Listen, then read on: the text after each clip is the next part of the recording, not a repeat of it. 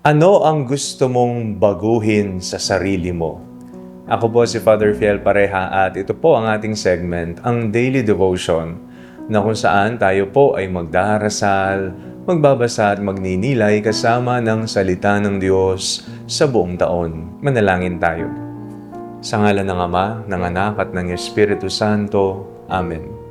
Halina, banal na Espiritu, liwanagan mo ang aming puso at isip nang maunawaan at may sa buhay namin ng iyong salita. Amen. Our Bible passage for today is from the Gospel of St. Mark chapter 9, verses 2 to 10, and I read it for you.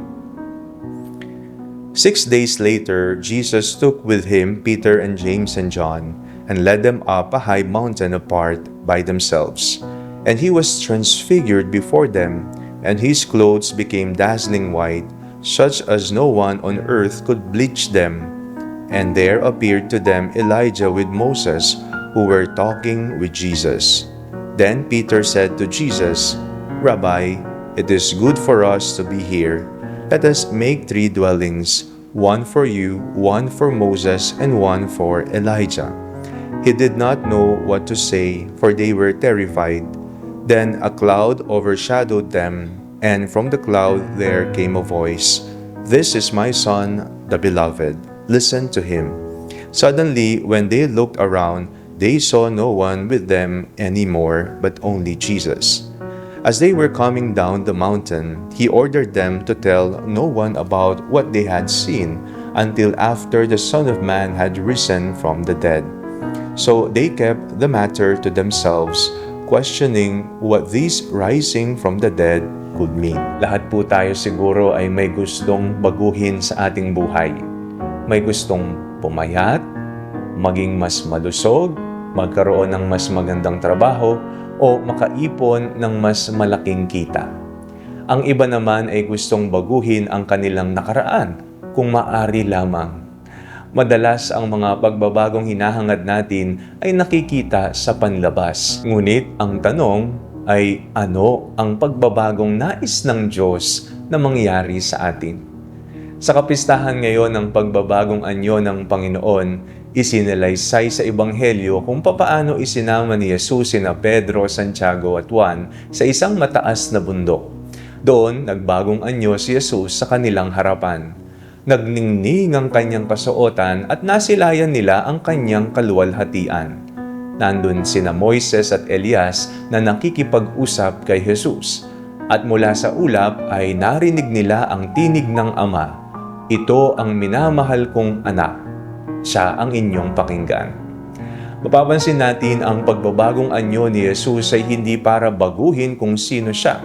Ipinakita lamang nito ang kaluwalhatiang matagal nang nasa Kanya. At ito rin ang nais ng Diyos para sa atin. Hindi niya gustong baguhin ang ating pagkatao upang maging ibang tao. Ang nais niya ay ilabas ang pinakamabuting bersyon ng ating sarili. Ang taong nilikha niya, tayong maging. Marahil ang pagbabagong hinihingi ng Diyos ay hindi pagbabago ng trabaho, kundi pagbabago ng ugali.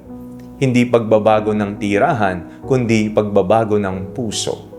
Baka kailangan nating palitan ng galit ng pagpapatawad, ang ating pagmamataas ng pagpapakumbaba, ang pag-alala ng pagtitiwala o ang pagiging makasarili ng paglilingkod. Ang tunay na pagbabago ay nagsisimula sa kalooban.